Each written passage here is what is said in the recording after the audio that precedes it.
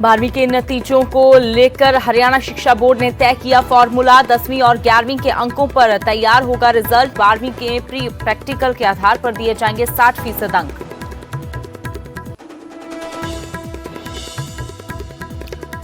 कुल्लू में पुलिस अधिकारियों के बीच झड़प पर कांग्रेस ने सरकार को घेरा। मुकेश अग्निहोत्री बोले, पूरे देश में हिमाचल की छवि हुई खराब। गुरदेव सिंह कुल्लू के नए एसपी नियुक्त।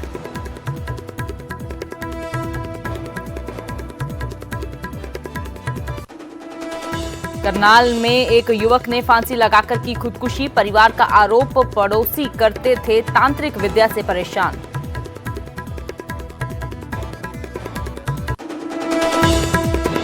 पानीपत में बच्चों के आपसी झगड़े में 4 महीने की मासूम की हत्या। पड़ोसन पर तेजाब फैलाकर जान से मारने का आरोप। महिला के खिलाफ दर्ज किया गया है मामला।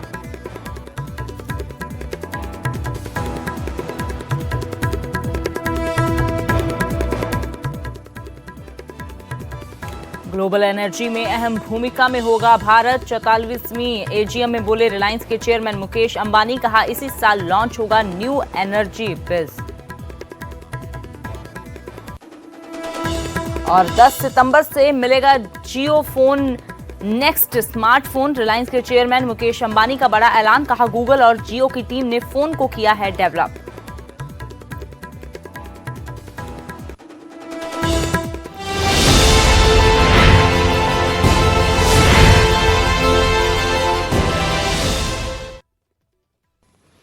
नमस्कार, न्यूज़ 18 पंजाब हरियाणा हिमाचल देख रहे हैं आप और मैं हूं आपके साथ अमृत वर्दी। बुलेटिन की शुरुआत करते हैं 12वीं के नतीजों के साथ, जिसको लेकर हरियाणा शिक्षा बोर्ड की ओर से फैसला किया गया है कि जुलाई के अंतिम हफ्ते में 12वीं के नतीजे जारी होंगे। बिना परीक्षा के ही अंक देने का फॉर्मूला तय किया गया है।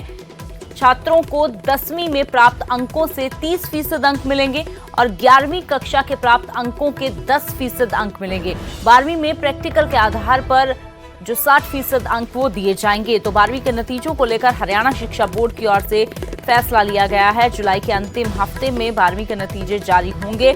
इंटरनल असेसमेंट के आधार पर जो ये अंक हैं वो दिए जाएंगे। जगबीर हमारे सहयोगी ज्यादा जानकारी के लिए जुड़े हैं। तो जगबीर, जुलाई के आखिरी हफ्ते में कहा जा रहा है कि ये नतीजे जारी होंगे। क्या कुछ फॉर्मूला तय किया गया है, क्या ज्यादा जानकारी? ये अमृत, जिस प्रकार से कोरोना की दूसरी लहर आई उसके चलते जो है पूरे देश में जो बोर्ड की परीक्षाएं होती हैं 10वीं और 12वीं की, वो नहीं हो पाई। ऐसे में जिस प्रकार से परीक्षा नहीं हो पाई तो बिना परीक्षा के रिजल्ट को तैयार करना शिक्षा बोर्ड के लिए एक चुनौती बन गया है। इसके लिए पूरे देश में जो है सीबीएसई कहें या हर राज्य के जो बोर्ड हैं उनको एक फॉर्मूला तय करने के लिए कोर्ट ने कहा गया था, जिसके तहत जो है हरियाणा विद्यालय शिक्षा बोर्ड ने भी अपना एक फॉर्मूला तय किया है, जिसे सरकार के पास भेजा गया था। सरकार ने भी उसे मंजूर कर लिया है। इसके तहत जो है हरियाणा विद्यालय शिक्षा बोर्ड के जो सचिव उन्होंने बताया कि जो बच्चे जिनका +2 का रिजल्ट आना था, जिन्होंने 10वीं में जो अंक हासिल किए हैं उन कुल अंकों का 30%, 11वीं में जो टोटल अंक हासिल किए उनका 10% और +2 में जो प्रैक्टिकल हुई थी हरियाणा विद्यालय शिक्षा बोर्ड की उनका जो है 60% मिलाकर सभी बच्चों को इस फॉर्मूले के आधार पर अंक दिए जाएंगे। और जो जुलाई के अंतिम सप्ताह तक जो है ये रिजल्ट जारी कर दिया जाएगा और इसी फॉर्मूले के आधार पर हर बच्चे को जो है वो अंक दिए जाएंगे। जी जगबीर, शुक्रिया फिलहाल इस तमाम जानकारी के लिए। तो 12वीं के नतीजों को लेकर हरियाणा शिक्षा बोर्ड की ओर से जो फॉर्मूला तय किया गया है उसके अनुसार छात्रों को 10वीं में प्राप्त अंकों से 30% अंक मिलेंगे। 11वीं कक्षा में प्राप्त अंकों के आधार पर 10% अंक मिलेंगे और 12वीं के प्रैक्टिकल के आधार पर 60% अंक दिए जाएंगे। तो 12वीं का जो नतीजा है वो जुलाई के अंतिम हफ्ते में जारी किया जाएगा। न्यायालय के अंदर, सुप्रीम कोर्ट के अंदर एक मैटर लगा हुआ था, अनुभाग श्रीवास्तव सहाय वर्सेस यूनियन ऑफ इंडिया, जिसमें कल हमने एक हलफनामा, जिसे एफिडेविट कहते हैं, एफिडेविट दिया था और एक स्कीम थी, स्कीम ऑफ कैलकुलेशन, वो हमने गवर्नमेंट से अप्रूव करवाने के बाद वो सुप्रीम कोर्ट के अंदर हमने कहा था। और हमारे आज जो अधिवक्ता हैं, जो एडवोकेट ऑन रिकॉर्ड हैं, उन्होंने एक सबमिशन की थी कि बोर्ड एक स्वायत्त बॉडी है और वो अपनी स्कीम ऑफ कैलकुलेशन अडॉप्ट कर सकती है वो भिन्न अलग अलग, वो जिस प्रकार से सुप्रीम कोर्ट ने कहा था कि ऑरेंजेस और एप्पल को यू कैन नॉट कंपेयर, तो उसी को देखते हुए आज माननीय सर्वोच्च न्यायालय ने सभी बोर्ड्स को एक स्वायत्तता दी है कि वो अपना स्कीम ऑफ जो कैलकुलेशन है वो इजाद कर सकते हैं।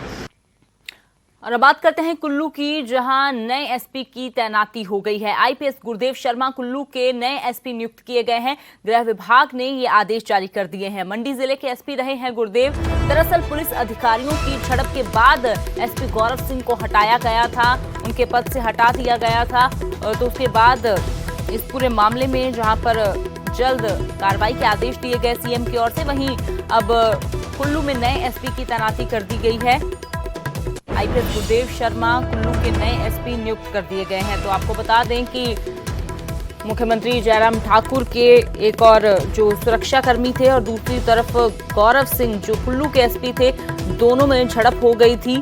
तो दोनों की ओर से एक दूसरे पर हाथ भी उठाया गया। मामला इस तरह बढ़ा तो उसके बाद तुरंत कार्रवाई करते हुए दोनों को पद से हटा दिया गया। एक को छुट्टी पर भेज दिया गया तो दूसरे को ट्रांसफर कर दिया गया। तो इस सब के बीच अब कुल्लू में नए एसपी की तैनाती कर दी गई है।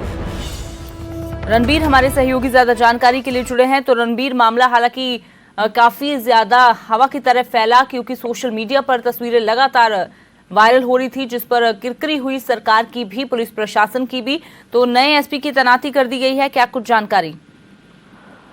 देखिए, ये बीती शाम देर शाम जो ये आदेश जारी किए गए हैं, आदेश जो है चीफ सेक्रेटरी ने जारी किए हैं और ये जानकारी दें, इसमें जो है राज्य सरकार ने किस तरह के आदेश जारी किए हैं उसमें थोड़ा सा कंफ्यूजन है। आदेश तो जारी कर दिए गए हैं कि गुरदेव शर्मा जो 2009 बैच के आईपीएस अधिकारी हैं, अभी वो कमांडेंट के पद पर थे, जो 5वीं इंडियन रिजर्व बटालियन है बस्सी, वहां पर वो तैनात थे। वहां पर अतिरिक्त जिम्मा जो है 2016 आईपीएस बैच की जो है आकृति को दिया गया है।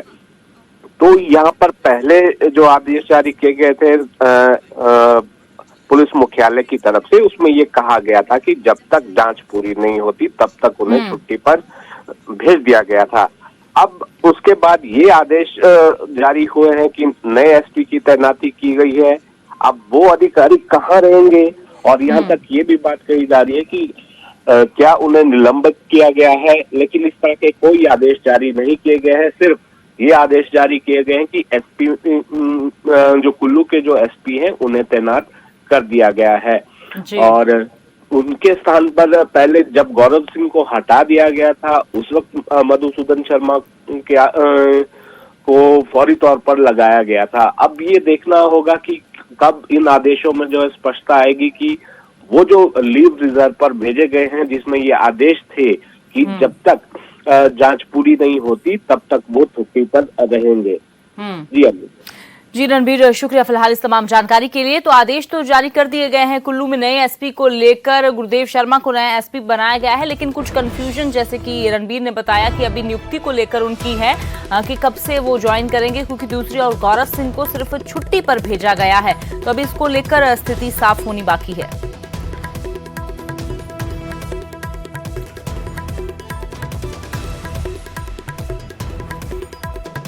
तो कुल्लू में पुलिस अधिकारियों के बीच झड़प पर कांग्रेस अब हमलावर हो रही है। कांग्रेस नेता मुकेश अग्निहोत्री का कहना है कि पूरे देश में हिमाचल की छवि खराब हुई है, सरकार की नाक कटी है, घटना दुखद है, सरकारी तंत्र और नियंत्रण सब फेल है। कांग्रेस विधायक विक्रमादित्य सिंह ने इसे हिमाचल को शर्मसार करने वाली घटना भी बताया है। तो अब इस मामले पर सियासत भी जोरों से हो रही है। कांग्रेस ने सरकार को घेरना शुरू कर दिया है।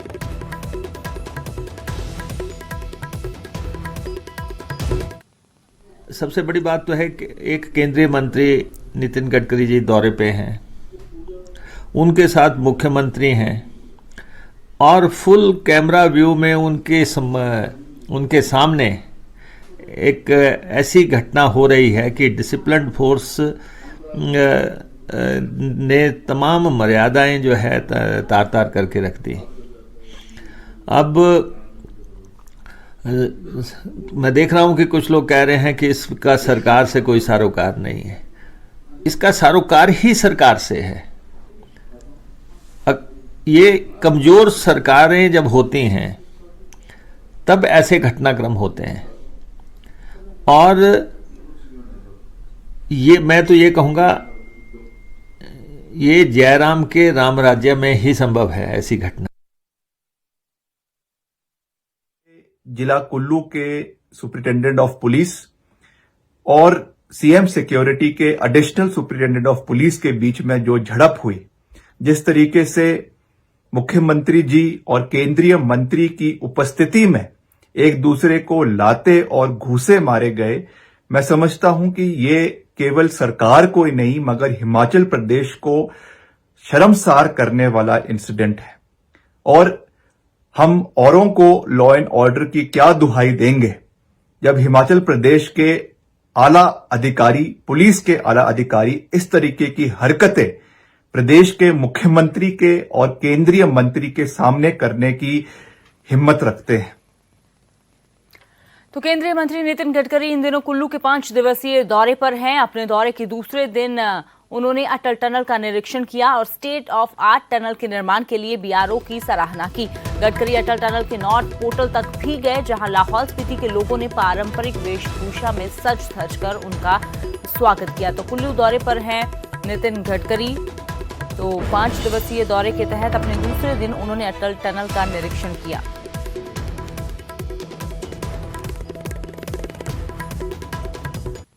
हिमाचल में बना रहे हैं और ये टनल में से आज एक टनल का जो रोड का उद्घाटन है उसमें एक होगी। तो 8 टनल जो है उसका वर्क इन प्रोग्रेस है और करीब 11 टनल हम लोग अभी आने वाले साल भर में अवार्ड करेंगे। तो टनल बनने के कारण यहाँ जो यातायात में काफ़ी सुविधा आएगी और निश्चित रूप से हिमाचल प्रदेश में कनेक्टिविटी यही सबसे बड़ी समस्या है। इतना सुंदर परिसर है, इतना सुंदर प्रदेश है कि दुनिया के टूरिस्ट यहाँ आएंगे। और टूरिज्म ऐसा क्षेत्र है कि जहाँ से 49% जो कुछ खर्चा होता है वो एम्प्लॉयमेंट पोटेंशियल खड़ा होता है।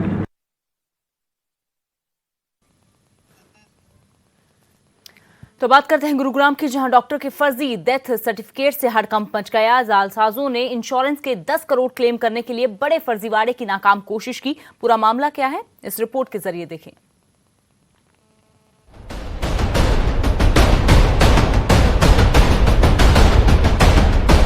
साइबर सिटी गुरुग्राम में फर्जी बीमा क्लेम करने और जालसाजी करने का मामला सामने आया है।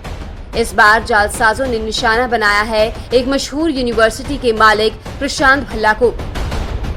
जालसाजों ने पहले प्रशांत भल्ला का फर्जी डेथ सर्टिफिकेट तैयार किया और फिर 10 करोड़ का इंश्योरेंस क्लेम भी कर लिया। इंश्योरेंस कंपनी के नाम पे एक फ्रॉड की शिकायत हमें मिली है सेक्टर 29 पुलिस स्टेशन में, जिसके संबंध में हमने केस रजिस्टर कर लिया है, जिसमें किसी के झूठा डेथ सर्टिफिकेट बना के और उसकी लंबी चौड़ी जो इंश्योरेंस की अमाउंट थी उसको किसी फर्जी आदमी द्वारा ग्रैब करने की तैयारी थी। मामले का खुलासा तब हुआ जब बीमा कंपनी की ओर से वेरिफिकेशन के लिए कर्मचारी भल्ला के घर पहुंचे। इस मामले में प्रशांत भल्ला की पत्नी दीपिका भल्ला की तरफ से सेक्टर 29 के थाने में एफआईआर भी दर्ज करवाई गई है। केस रजिस्टर के बाद इन्वेस्टिगेशन शुरू कर दी गई है और जो इन्वेस्टिगेशन में आफ्टर वेरिफिकेशन ऑफ फैक्ट्स जैसी जैसी चीजें सामने आएंगी वैसी कार्रवाई इसमें की जाएगी। हैरानी की बात तो ये है कि जालसाजों ने यूनिवर्सिटी के मालिक के नाम की फर्जी शमशान घाट की पर्ची के आधार पर डेथ सर्टिफिकेट तैयार किया। यूनिवर्सिटी के मालिक की पत्नी के नाम पर फर्जी आधार कार्ड की मदद से पालम विहार में फर्जी अकाउंट खुलवाकर करोड़ों का क्लेम कर डाला। फिलहाल पुलिस ने मामले की गहनता से तफ्तीश शुरू की है। गुरुग्राम से धर्मवीर शर्मा के साथ ब्यूरो रिपोर्ट, न्यूज़ 18। तो वहीं पानीपत में दिल दहला देने वाला मामला सामने आया है। आरोप है कि 4 महीने के एक मासूम को मामूली रंजिश के चलते तेजाब पिला दिया गया। 2 दिन तड़पने के बाद बच्चे ने दम तोड़ दिया। पूरा मामला क्या है, देखिए इस रिपोर्ट के जरिए।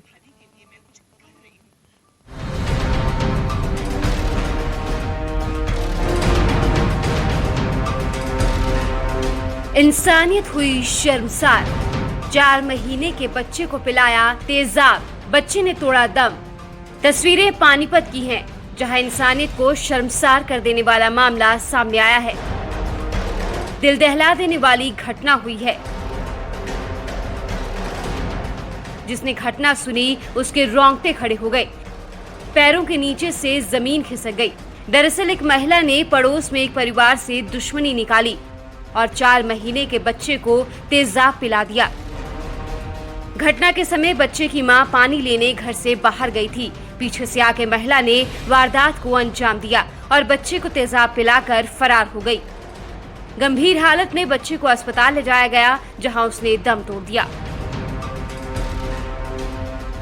8 दिन पीछे हमारा उसका बच्चों के पीछे झगड़ा हुआ।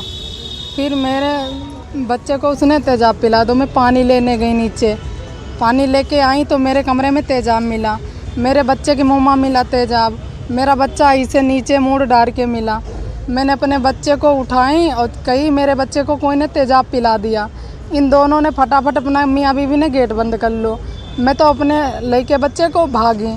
फिर इधर लाल बत्ती की तरफ वो है हॉस्पिटल, उसमें दरअसल मामले की कड़ियां पुरानी है। कुछ दिन पहले दोनों परिवारों के बच्चों की लड़ाई हुई, जिसमें बड़े भी उलझ गए।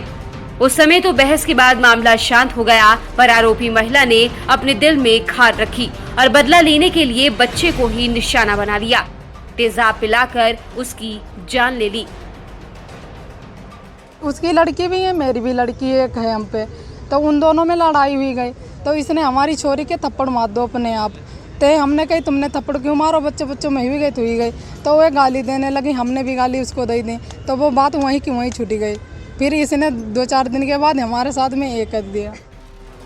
बच्चे की मौत का मामला कानून की चौखट पर भी पहुंचा। पुलिस भी तुरंत हरकत में आई और आरोपी महिला के खिलाफ मामला दर्ज कर जांच शुरू कर दी। अभी आरोप पहले कोई हमारे पास कंप्लेंट नहीं आई थी। अभी जब बच्चे की डेथ हो गई है तो आज आरोप लगाया है कि किसी जो किराएदार है उसके ऊपर उन्होंने शक है कि भाई कोई तेजाब वगैरह पिलाया था इस महिला ने, इसके कारण इसकी डेथ हुई।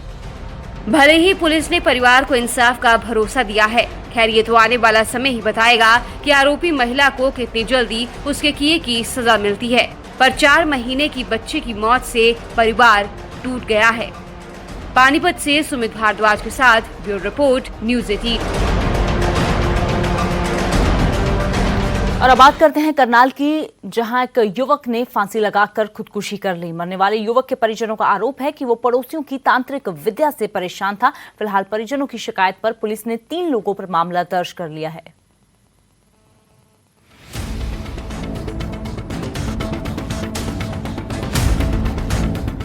वैज्ञानिक युग में भी तांत्रिक विद्या कैसे इस हद तक परेशान कर सकती है कि एक शख्स खुदकुशी ही कर ले।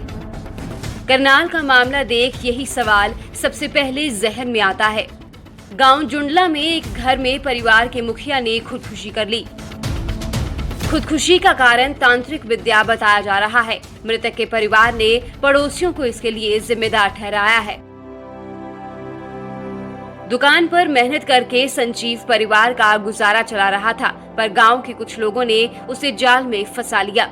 परिवार के मुताबिक घर में ही तांत्रिक विद्या के नाम पर ड्रामे होने लगे। इसमें औरत भी शामिल होती थी, पर यह स्पष्ट नहीं है कि ये तंत्र मंत्र संजीव पर क्यों इस्तेमाल किए जाते थे। इन लोगों का क्या मकसद था कि आखिर संजीव को खुदकुशी जैसा डरावना कदम उठाने के लिए मजबूर कर दिया गया।